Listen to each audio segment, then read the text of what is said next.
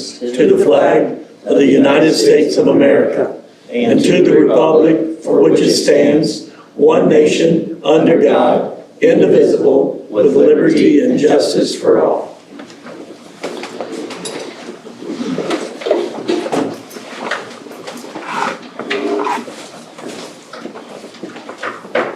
Items of action this evening would be personnel. So at one of our last meetings, we had approved Colton Lindbeck as the paid assistant baseball coach. Time-wise, he's not going to be able to commit fully, so he's going to be a volunteer instead. And the coach asked that we approve Jason Flores to be the paid varsity baseball assistant.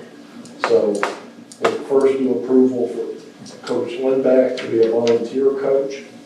I'll make a motion to approve Colt Lindback for volunteer coach. Second. All in favor? Aye. All opposed? I make a motion to make Jason Flores the varsity baseball assistant. I'll second it. All in favor? Aye. Motion approved. We'll move on to public comments. Are there any public comments this evening? I got one. That curtain for this school or down across? Excuse me? The curtain. Okay, for here. Oh, okay. Any further public comments on the agenda? We'll move on to Parkland Church. Thank you for coming. Yes, sir. Again, I'll let you introduce yourselves, and the floor is yours. Yeah, I'm Pastor Phil Willingham, lead pastor there at Heartland Christian Center. The operator campus, Pastor James Young is our campus pastor down in North Judson. And I think some of you guys know, I know Brian knows Pastor Matthew, who works, kind of comes in here with some character building Elevate programs. So yeah, you know, we kind of have an influence in LaPorte County and just kind of a connection in Northwest Indiana. And when I found out that there was looking at some options for the lacrosse school, I'm kind of the old school mindset. I hate to see buildings tore down or maybe taken away from the general purpose. And just to give a little snip, about 7 years ago, we started on the journey with the project of Sunshine Center, trying to develop programs for disability kids in our Porter, Lake, and La Crosse and Stark County. There was about 100,000 kids that the CDC has identified just in those 4 counties in this area. So we started on the journey. The last 2 years, it developed into us. We're now in the process of constructing, getting our plans to build a 46,000 square foot facility there at our Valpo campus. But in doing so, also, the need is so vast and so large geographically. When I heard about La Crosse School, we got to thinking, you know, is there a way to partner, do something with that facility to be able to add some programs while we're building, but then even after we have something built. You know, there's 2 areas that the disability kids, and the age demographic, let me back up. The age demographic that we're kind of targeting is that preschool age all the way up to the high school age. You know, Opportunity Enterprise in Northwest Indiana, Trade Winds, they do a tremendous job with some of the older adult type kids. And so we're not trying to duplicate anything that's happening. We're trying to step in where the gap is with a lot of our young families today. A lot of the programs that's available in Northwest Indiana, they get filled up so quickly and you get put on a waiting list, and sometimes that waiting list is 3 months, 6 months, or a year or better. So the need is growing. 2 dominant needs is depression and obesity with kids that have some type of autism or some type of mental disability or physical disability. So the Sunshine Center, the heart of that is to kind of be a 3D fitness type mindset. We have spirit, soul, and body, the mind side, the body side, as well as the spiritual side, because we are faith-based. So in doing that and developing programs, we're not looking to necessarily start a school where you're doing the education. Some of that's happening, but most of these kids, once they leave the school, the classroom, they go home, their relational network shrinks down just about nothing. It's either a caregiver, a sibling, maybe a parent, and thus the depression that sets in, thus the obesity, they're sat in front of the TV. So our concept is to develop programs where these kids can come and get two things. They get relationships, they get connecting with other people, and they get movement and exercising. We have 4 sensory rooms that'll be designed in the Sunshine Center. And just a quick note, the Sunshine Center got its name, my oldest daughter is 45, has Down syndrome, and her name is Andrea Sunshine. So thus, there's the namesake there. But we have one of our sensory rooms that'll be designed for life skills. And again, a lot of time in the school network, life skills aren't beginning to be taught to middle school or even high school. Our daughter was almost in high school before they started doing any simple life self-care, brushing teeth, combing hair, making a bed. So what we want to do is to help starting earlier. Predominantly the mothers, the moms, the dads are involved, but usually the care gets thrown upon the mom.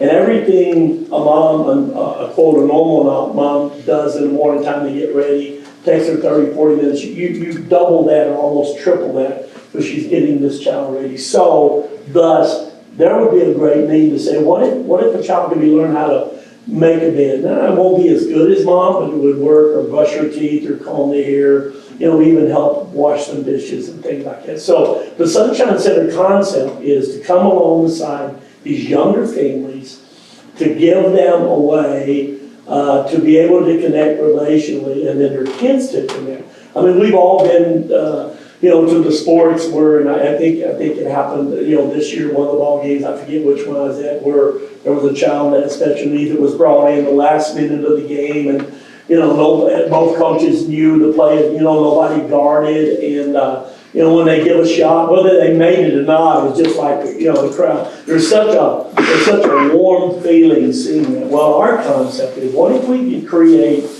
those leagues and those activities where it's ongoing for these boys and girls? So it's not just once a year, or maybe you might get a slot, is to create these activities. Some of them would be teamed up with, quote, normal kids, and others would be isolated leagues. Again, so that's part of the concept of stepping in where these young families are needing, lacking, and how we can fill a void. The school comes in on the side. When I went to see it, when Superintendent Shepard was kind of walk us through it, is there's already classrooms there. There's things there. We're doing some things at our Valpo campus, and programs right now, so we're looking to continue to up the opportunities, up the having more space, because we're constantly sharing space there. There more and more parents are starting to look to even try to homeschool their special needs kids because of, our school system does a great job, but they're so overwhelmed. If you're in the school system, lack of volunteers, lack of support staff, lack of teachers, grabbing one from here. And so we currently have a homeschool co-op that uses our facility once a week. They're normal kids. There's another co-op that's in the process of developing that's just moms that are searching to say, we need some help, we can get this therapy or that, but we need just some relational things happening, some activities, programs designed that have our kids in mind. We do a parents' night out that is an hour and a half where you bring your child that has disability and their siblings. Doesn't cost. Everything we do for our disability kids, there's zero charge to it.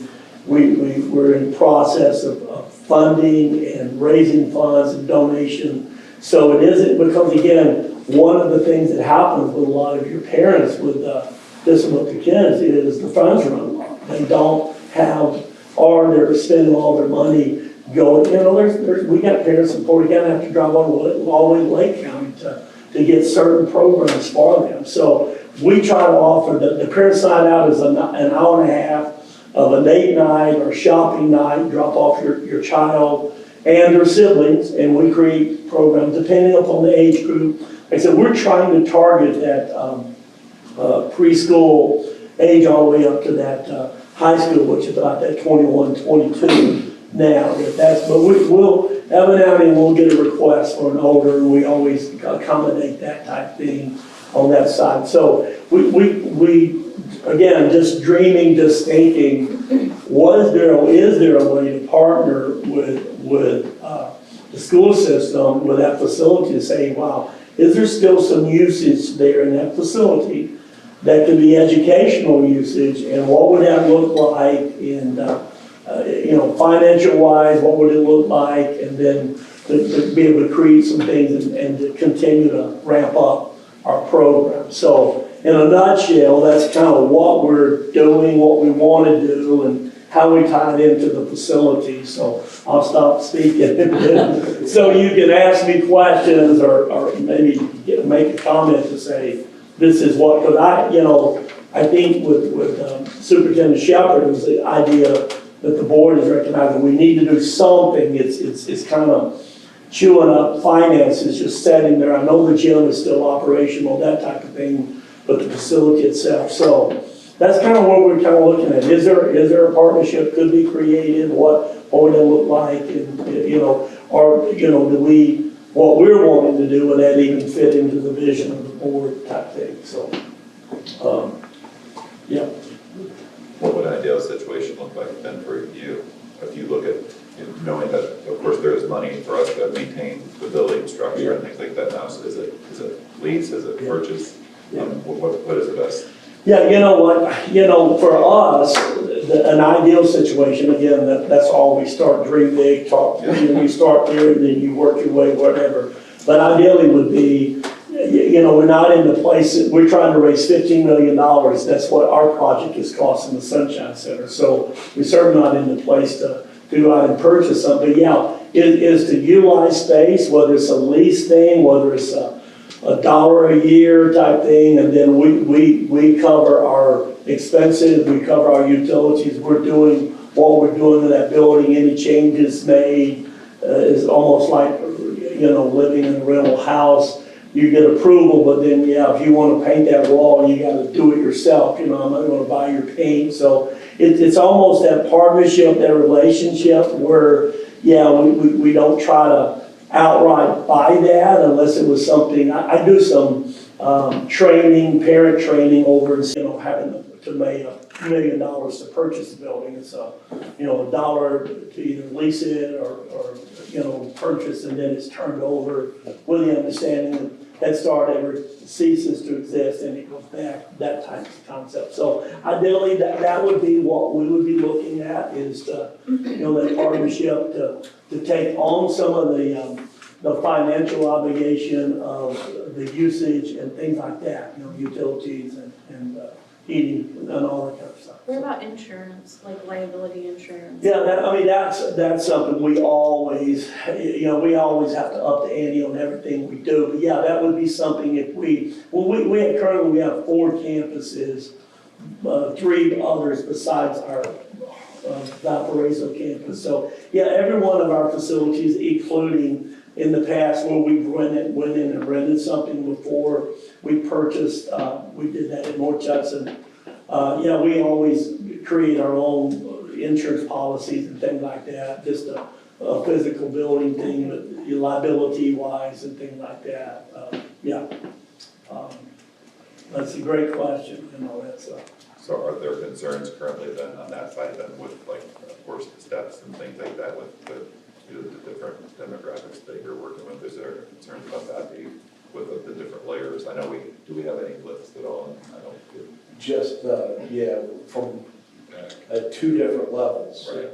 So we can come into the, takes you down to the basement. Ground level of Ground level. If you come in from that back on that east side coming in, there's just a few steps there, but even then there's a little lift type thing. Right. Again, we kind of just, when we looked at that facility, saying, hey, it would be easy to put a ramp right there for a wheelchair and things like that. Currently, we only have maybe 2 that is wheelchair, one blind that we've done some things with right now. But yeah, you know, making it always accessible to handicap, that's code, and then it's part, and we don't have to have a code to do it, we want to do it. I mean, we want to try to make it where parents still feel, oh, I love to come, but I can't get in type thing. But when we looked at that facility, that was our first thought of seeing, because again, not knowing, you know, if the board was looking at doing something with the entire facility, or,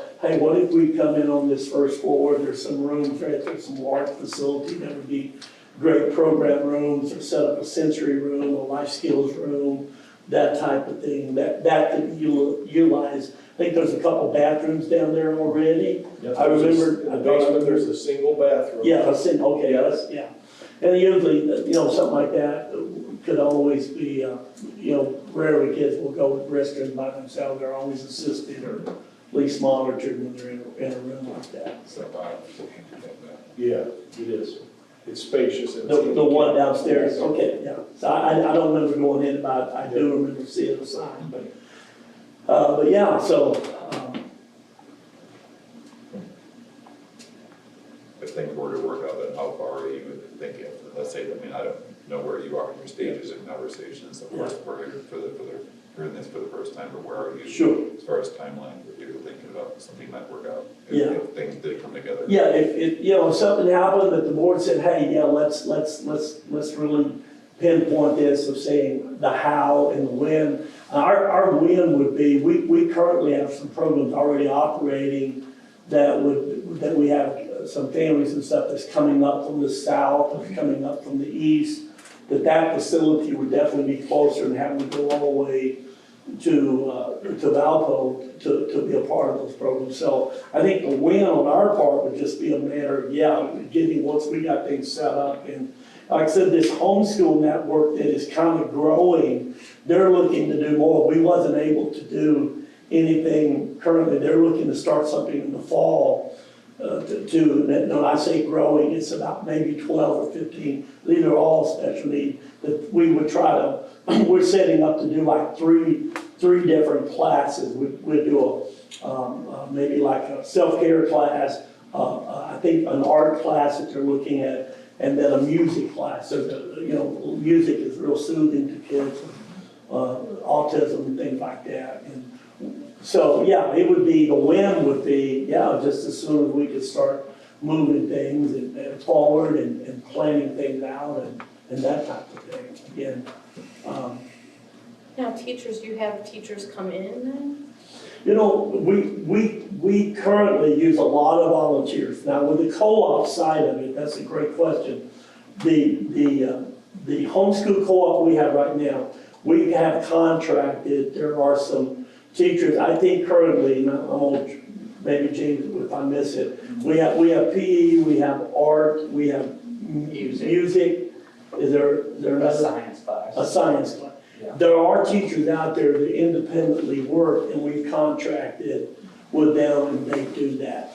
This homeschool network that we're talking about with special needs children, these parents already have a network built in. They're more needing space right now and volunteers. Again, going back to the whole parent thing, a lot of times parents end up not even while their child is in these programs because they're trying to go off on their own. They end up having to stay there and be involved all the time.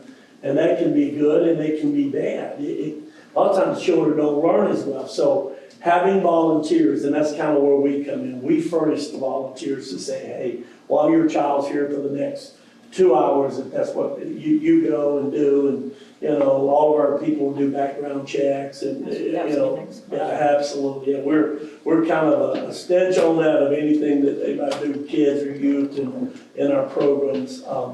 But so parents can go and then be relieved. So we do have volunteers, but to do the education side, that qualifies, I think, even for some of the homeschool co-ops, there are licensed type teachers and again, that disability or that group is putting it, they already got a network. There are some networks out there, they're just few and far between.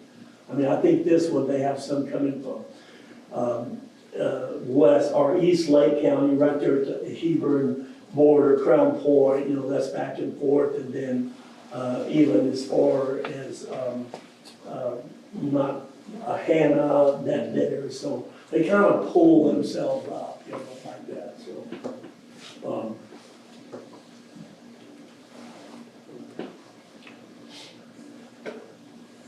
It's it's an interesting idea. I mean, Yeah. honestly, Yeah. I'm not opposed to it. I think that we probably need to have some further discussions, and even, with the corporate attorney, just to make sure what our. Sure, yeah, it's totally, it's one of those things that's outside the box, it is different.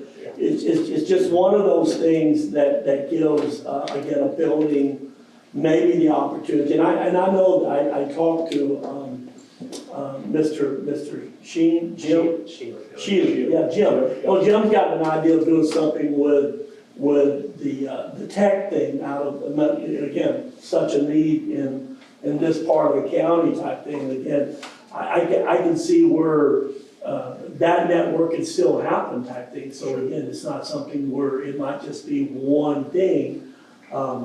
Again, the need of this disability thing is just so enormous, and I don't know, I don't know what the opportunity would be, if there would be any or none. But for these kids, as these programs develop, going back to the exercising and building these leagues, having access or at least limited access to the use of that gymnasium would be incredible to us. There's something that could be part of the conversation of what it looked like type thing. Again, a lot of these kids love sports, they just never get an opportunity to do it. Because again, the coaches are trying to help the quote, the normal kids to excel and go, and even the junior league thing is another whole thing where, quote, the normal kids, it's just that you just don't have enough space no more. Everybody wanting to do something, but so again, our goal is how can we, as a faith-based nonprofit, who we are, how can we step in and maybe fill in? So we can't do everything, but we want to try to pick and choose what we do and do it with excellence, do it well, and then, maybe networking with a school system like this and a board to say, yeah, we've got a facility that is no longer feasible for us to do this, but maybe it would be something over there. So again, it is different, so I absolutely understand, have conversations, and would be glad to come back at any time and say, let's pinpoint this thing exactly what the board would need and the church would be able to need, the Sunshine Center program, and see if there's something there. It may not be, it may not work again, I certainly understand. What you had mentioned, the gym, are there normal operations hours that you currently operate under, or are there specifically with lacrosse? Because there's a lot of activity there, especially during basketball season and things, as far as parking and things like that. How do you consider? Again, that would be something where I think we would all sit down and determine, saying, hey, here's some area, here's some times that would need to be blocked out. We're pretty fluid right now with what we're doing, because even though we have a pretty large, we've got almost 30,000 square feet there at Valpo, but still, there's a lot of usage that happens for the things, so we have to mix and mingle. So we're pretty fluid of what those schedules, what those times. Normally what we're doing right now is almost always off schedule time for any basketball practices or basketball games or things like that. It would be that type of thing. But again, that would be something where a schedule would just be worked out and said, hey, yeah, from here to here, we're needing this parking lot, we're needing that. And again, I think that'd be part of the conversation. Is most of your programming during the day then? Or it's mostly daytime stuff, not evening? It is currently, except the Paris Night Out. The Paris Night Out does usually a Friday night that we're doing at Valpo campus. Again, we're fluid on some of that. Usually it's I think 6 to 7:30, usually about 8 type thing. Because sometimes you'll have a parent who loves the freedom of getting out. they'll come back, I'm sure school teachers see it all the time, we're like, oh, you come and pick your child up, you know? But yeah, it is evening, but again, that would be something where, it doesn't mean everything would be done there. It might be, this impossible to do parents' night out there because, like you said, particularly during basketball season. Do they do volleyball season there too? Yeah. Yeah, so there's a couple, there's But certainly, you'd be using the school on those nights. pardon me? You'd be using the school on those nights, right? Parents' night out. Yeah, it could be, yeah, that would be, yeah, so the only conflict I see there would be parking. Right, But yeah. most of we're our like that. parents are dropping off and Right. leaving and returning back. But again, that would be something that could be scheduled out and said, hey, this is what we need. It is different, it's so out of the box. I'm not opposed, I think it's a great Again, idea. it is a need, I We mean. need to talk about it more. It's one of those things, Sir Hillary, who climbed Mount Everest one time, he said, if you, education, it went on for so many years and now it's transition, but there's still lives being impacted and young men and women's lives being helped and given hope to a facility like that. So, Yeah, I see a huge need for that. I mean, and I appreciate, the fact that someone out there is doing something. Yeah. Whatever, man, it's great. Yeah, Thank you. absolutely. It is, it really is, and it's just, and again, I try to tell people, guys, it's not something it's not a fad, it's not going away. Sure. I mean, the good news is there's a lot more diagnosis with autism today and stuff, but the bad news is there's more kids. I mean, in Porter County alone, we have 49% of just the Porter County students that's been identified through IPs.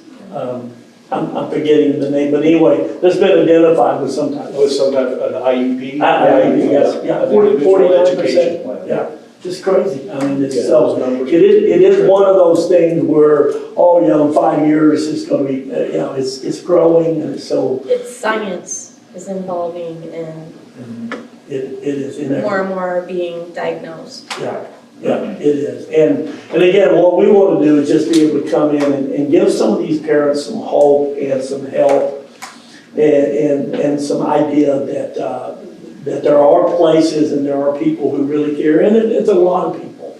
But again, a lot of times it's that I care about you, but then let me go live my life. And we're trying to say, well, we care, let's do something. Can't do everything, but we're going to do something to try to make a difference. So, but.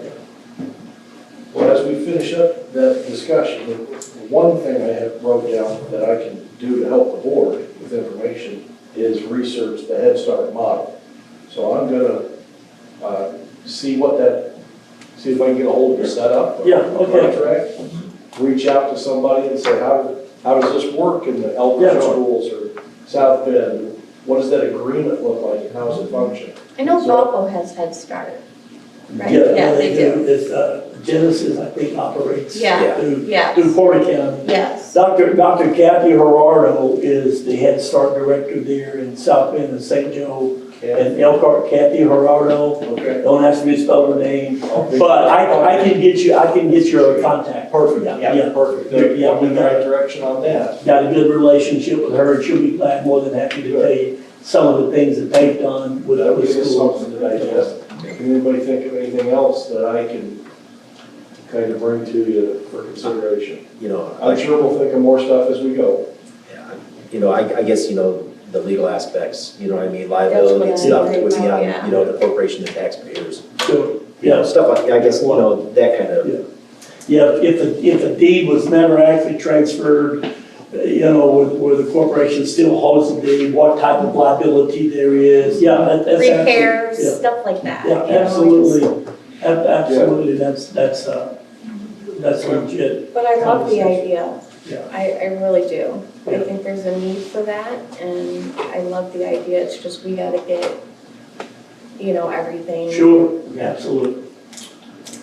Anything else that you guys can think of right now? I don't think so, James, you think I'll leave out, I'll let out anything? Covered it all. Yeah, I mean, I'm very passionate about this, so I could call, but I don't wanna take the time, but, Superintendent Shepherd has got our contact, got a way if you guys, again, process it, think through it, conversations, and if you come back and say, hey, this is what we found out, let's have another conversation, or, hey, we want to pass on it, we're gonna try to go in a different direction. I'm good either way. I feel like it was a open door, and I just took it, and I said, hey, if it's something great, if it's not, Yep. we'll continue to do what we're doing. We'll walk a little bit further. Yeah. Yeah. But thank you very much. Thank you Thank for you your so time much, tonight. thank you. Yeah, I'll let you guys. Yeah, we'll step out of your way, where y'all can take a shot, and, thank you, God bless you. Yeah. Thank you all for your time, appreciate it. Very nice meeting you. Yeah. Nice to see you all. Thank Yeah. you. Thank you. Thank you. Thank you. God bless you. Brian, nice meeting you, sir. Take care.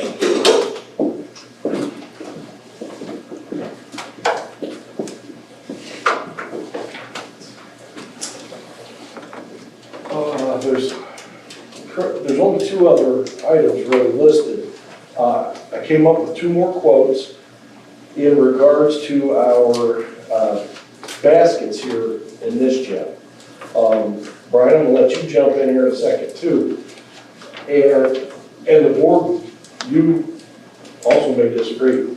Brian and I kind of put our heads together, and we're of the mindset, we can't, we're really strongly in favor of feeling like we need an upgrade here.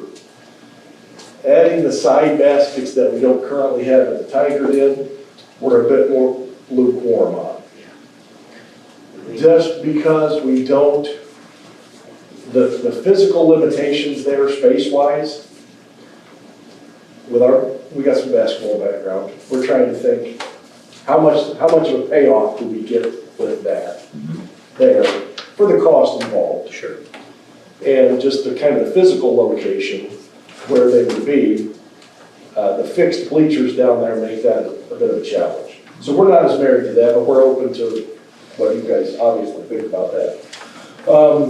In regards to the two other quotes, one was higher, one came in significantly lower, but I didn't get a call back today. I'm trying to do some more digging on the lowest of the three quotes, because in various conversations I had in the area, there was some quality concerns here or there. So I've reached out to a couple locations, the facility managers. I'd like to vet that a little bit more because of that, quite a big difference in that quote number 3. And that was the one where you got a little shaky feedback. So I'd like to dig a bit more on that. But you've had a chance to look through those. I can tell you, and Chad was eagle eye on this, when you read the lowest quote, I didn't have listed the electric winches to raise the mast, so I reached back out about that. His estimator had left it off, but it is included. So all three are apples to apples. Okay. And it's the same type of equipment, or? That too that's part of my vetting process. What's the quality of the glass backboards? Right. What does RH220 product in this company, how does that equate to, the TH19 that this company sells as far as breakaway rims? What's college quality versus, so I don't want to mess this one up. Sure. We're pretty passionate about this. Would be a good payoff for our kids in the long run. So that's kind of where that stands with those three quotes. But any questions for you guys currently out there? No. Okay. All right. Brian, anything to add there on those? I don't think so. You? I think it's, down there, I don't think it's necessary, the two. Okay. Here, I definitely see a benefit of having that curtain down the middle. Yeah. We struggle with dance and cheer getting on the floor. Sure. And if we can split that court in half, I see 5th and 6th grade, they could use 3 rims. They can play this way full court. We can put that curtain down. We can have 2 practices going at once if we want to. Then I see that it's also a benefit for the high school that could come in at 5 o'clock then and practice here. Because right now, the high school that starts till 3:30, if they go 2 hours, it's 5:30. Then they're not, the next practice is 5:30 to 7:30, where I think we could get them out a little bit sooner if they're up here. And we also, one of the things at lacrosse is when we have a boys-girl varsity game or JV game, they have to be off the floor by 4:30. Yeah. We're up here, they would possibly have more practice time. So I just feel there's a major benefit for all of our programs to have more practice time and get on the floor a little bit more. And I think that curtain up here definitely helps. So I think that would be a huge benefit to have. And they provide references of what was closed from in both cases when you reached out to them. That's who I'm waiting on a certain facilities director from a sizable school in the area that I'm told can give me some good feedback. Good. So. And to your point, Brian, and then as a specific benefit, obviously volleyball will benefit greatly from having baskets that move up out of the way. It improves our ability to host games here in this gym as well. I think my one major concern at lacrosse was putting a rim on the side where you have the steps that go down to the bathrooms. Having kids go to that corner and shooting, and if they back up too far, it's just Following it. it'd be a concern that I would have with them over there playing that other direction. That makes sense. And those bleachers not being able to fold up. Right. Kid goes in hard for a layup on those side rims, you kind of got to watch right now how you are on those side rims already, so that would be a concern. So. Questions or thoughts on that? No, I agree with you. I'll bring more information back to you on that. Takes us to number 6. Way back, I think we first started maybe talking about this in October or November. A few times we've kicked it around, but maintenance type vehicles for just custodial maintenance groundwork. We've talked about it being utilized for our athletic facilities, baseball and softball also. I track here, that might be a topic Brian and I will talk about more at length. But anyways, I've got four quotes there. I summarized them on the last page for you, page 21. And the differences, obviously, the price differences are going to the engine size. They're all 4-wheel drive type vehicles. They all have most have a small manual dump bed. The 2 of the John Deere Gators quoted, the mid-level and the high-end, have an electric dump cargo bed, but still a small bed. The only kind of outlier is that American Landmaster from Kirsty Cycle Center. It's really the only one we've seen that has an extended cargo bed and an electric dump to it. So its usefulness seems a bit better, but you see a lot of different pricing across there and from a few different suppliers. Don't know if that, you had asked me as a board to come back with this information in the spring, so I finally got back to that, and there it is. We're open to questions or comments.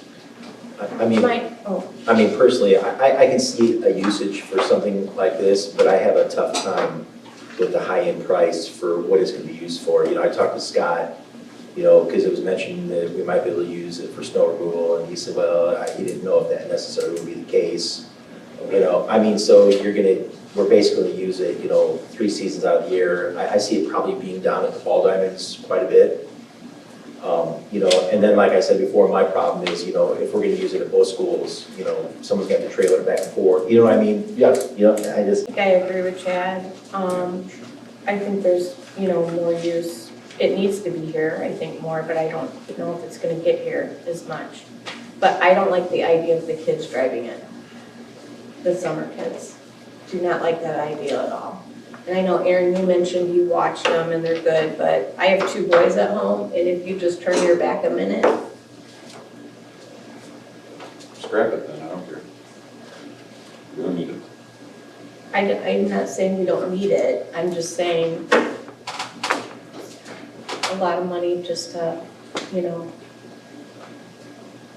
let the kids drive around on You it. currently have it for information purposes, could you fill in the blanks on like commuting and back and forth? Or like hire those? kids to do the Yeah. same work. Yeah, okay, who would actually be The responsible? price is $700 a week.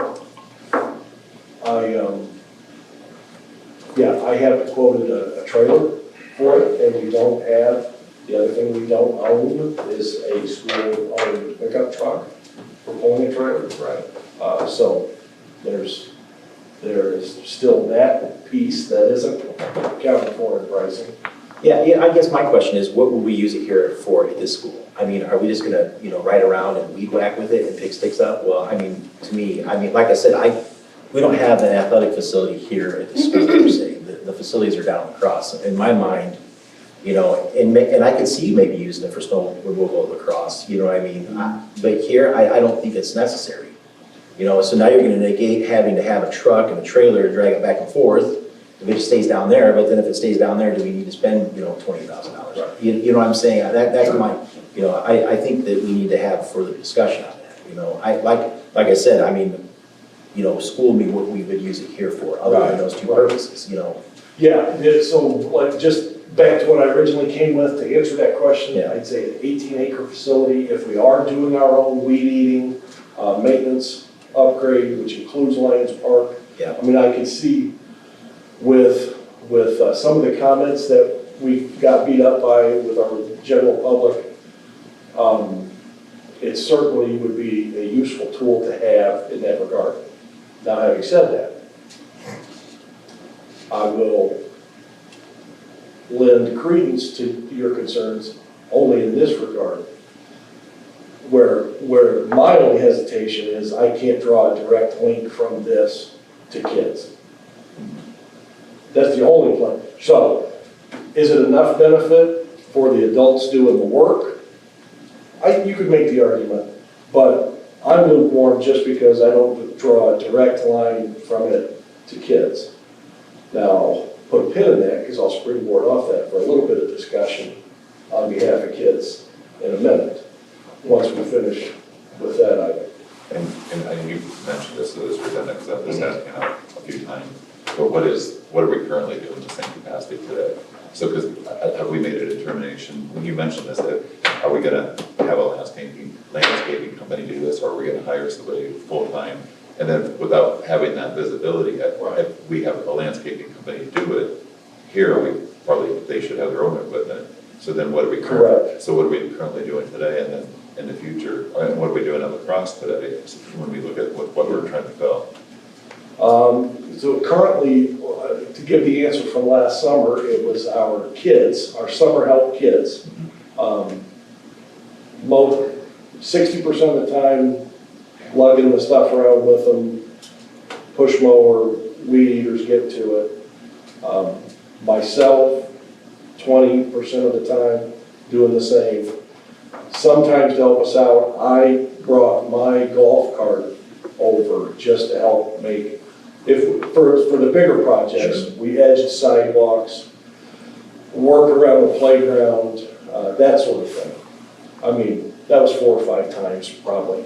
But when I brought it over, I left it, parked it in the building a few days.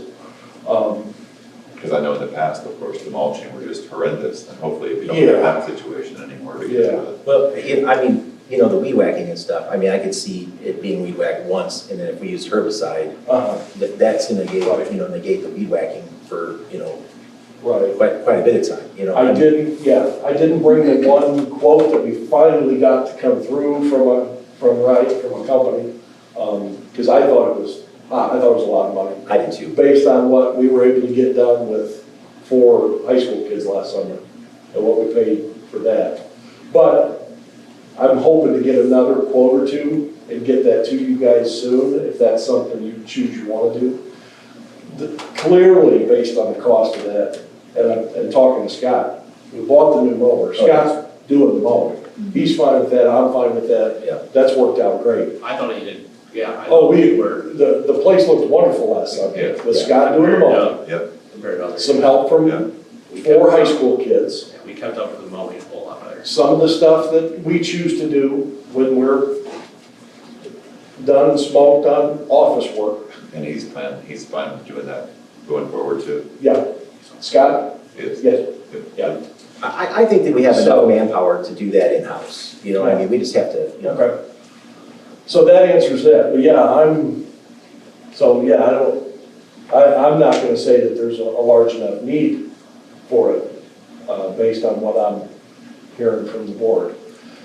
And so I think we'll decide, we don't have to decide in this moment whether we want that item back on the agenda or not. But Brian, do you have anything on the principal report for tonight? No, I'll save it for Thursday? Thursday. I'll say one thing, and it might, I mean, the one way I see a vehicle like this working is we have 52 kids in track in grade 6 through 12 right now. And the one thing I'll tell you that I heard today was, we gotta do something different. Oh, the For the track kids, here. yeah. Oh, We had 52 kids in track, and they said, we gotta do something different. Our track facility sucks. Yeah, I'm and, sorry. and I see a gator or something like that being hugely beneficial if we did get a track. Because of the hurdles and all that stuff Sure. that you're gonna load up in that. So I see a benefit for that. I can see that. Yeah, so, but that's. That or like- That was, That I or mean, a that's- truck. we have 25, I mean, 25% of our high schools in track right now, and then you got almost 50% of our junior high kids are in track right now. That's great. That's probably the most in a long time. Yeah. yeah. Yeah, so it's really neat to see, so. Yeah. Well, maybe tie it into any other conversation. Well, yeah, I'm gonna try to be brief, and not get myself going, but yeah, you kind of stole where I was going a little bit. Good segue, because back to my comment about this right now, and I can't draw a direct line from this to kids. And that's what we're doing with everything else, as much as we can. We have constant conversations about he just nailed it. You know, you can name, there's 52 kids, and they're on a non-regulation cinder track here. You know, I started teaching at Knox in '97, and 97, 98 was there last year on a cinder, at least it was a regulation, but theirs went away in 97, 98. Cinder track became all weather. North Judson, similar time frame. Many others in the area. Because they were having a conversation about, hey, what do our kids need? What should they get? And that's what we do. They do need that. That's what you as a board does, and that's what we as administrators do, and teachers do it. And, you know, that's how earlier this month, we get this little local media blow-up thing over somehow claiming you're gonna do a $13 million project with $2.2 million. You can't do it. So let me start laying that foundation now for our recording. You know, you can't do a $13 million project with $2 million. But what you can do and should do all the time is find out if you can. What can you do? You know, if we were going to start a swim team, I'd get a price for a swimming pool. I'd take him down here to the Kankakee. We better find out what a pool might cost. So we do that sometimes. We get prices for things. Hey, is this in the realm of possibility? Because we're going to have some money come to us. What should our kids need and get that everybody else has? So we have those conversations. So just in the last 10 days, he and I, once we saw track numbers, we're back on this. What about a track? I'll tell you guys right now, I haven't emailed you, but just cold. I reached out this week and got 2 quick returns. And I'll tell you off the cuff, an all-weather track, one company said you plan for $500,000. The other one said plan for between $500,000 and $750,000. That's a good thing to go kick those tires on behalf of kids. You know, not just the ones we have, but the ones we want. Yeah. The ones that maybe went to South Central because They might have something we don't have. So, I'll keep it brief tonight, but we are going to do a project coming up here, and we're real soon, where we can spend somewhere between 2 million and 2.7 million. And Thursday, you're gonna hear what those numbers are. We've been doing a great job of amassing a list of possible things. Everything from a $7 million student athletic center, which would be great for our kids, but not anywhere in the realm of possibility right now. To, we need to do something with our restrooms. Our kids should have nice restrooms to use. Then they take pride in the whole school. These baskets that we're asking for, and that just recently came up on the list.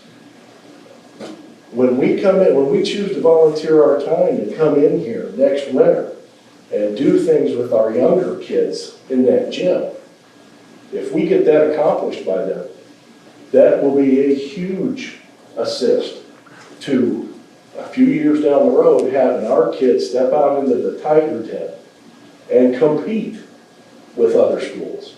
Not step out and get your head beat up. That's not fun for anybody. That doesn't keep you coming back, you know, and enjoying your experience. So though any investment we do, any that we talk about, any that we get prices for, think out. I want you guys to think as big as you can. I had a thought today, you know, with as good as our PLTW and engineering program is going, if we get a kid down that in Joe Clifford's room that gets excited about rockets, I'm going to reach out to NASA and ask how much to get them to the moon. Yeah. Why not? Who knows? Maybe they're running a sale that day. Let's check it out. So, right now though, we'll find out Thursday what the exact numbers are. We're going to keep building our list, not just for now, but 2 years from now, 5 years from now, and whatever else for kids, okay? If the next big thing somehow could be a track, we got 52 kids that might turn into 75 kids. Next thing you know, we're winning a few track meets, so. And that's the most we've had. The high school didn't have a proper track, Wanatah hasn't had a proper track. When you can't host meets at your facility, That's you right. know, and you can't train properly at your facility, you know, You know, I think the it's a last detraction. time that money went into that was when my brother died, and my mom donated money to music and the track. I believe, I don't know. I'm not sure, but we need a new track for It sure. makes a difference. I mean, It does. I wanna say it was a 6-lane track before, it Yeah. might be 4 now. Yeah. It might be 3, when I went out there today. So, I mean, I think our kids are running more than 400 meters at this point, because lanes 1 and 2 are gone. I So- agree, I mean, that, especially with that many Yeah. kids, they You want need. good math students, we need a math teacher, we need math books, we need a classroom. Yeah. You want track athletes, we need track. And I don't think it's, I mean, I'm very happy that schools allow that, but why can't we do it here and have to go and borrow people's equipment? You know what I mean, or go to Pouts, or, Yeah. we shouldn't have to do Not- that. That's where we've been. Yeah, That's not where we want to be. It's certainly not where we're hoping Right. to go to, right. you know? And Kelly Shepherd's pole barn, every other school around us is getting one of those. I don't know if they've named theirs for me. But field houses, yeah, 20 years ago, I think, it feels like Maryville got the first, this field house. You know, how can they afford that? How can they do that? That's the big schools, it's different. North Johnson's gonna break ground on a field house soon. They are. Knox has 5 gymnasiums that you can walk between each one of them within 2 minutes, I did not know sitting on a that. single campus. You know 5? how exciting that is for a basketball coach, a volleyball coach? Something else we're gonna spend some athletic account money on. For years, our baseball and softball kids have not had access to hitting a baseball or a softball in the winter months. Because we've got the old system. We discovered a new product recently that a hitting net three kids could put it up safely in 5 minutes. So it could go up and come down. And we could get kids hitting in the fall through the winter, getting ready for their spring season. Where before, we're waiting for basketball to end for the first time for them to get in and see a pitch. You know, we're tired of letting our kids play catch up. Sure. So I will keep kicking the tires, like I said, on anything that benefits kids. And I'm gonna put it in front of you. And everybody else can like it or not like it. Okay? You guys are the decision makers, but I'm gonna dream big, real big.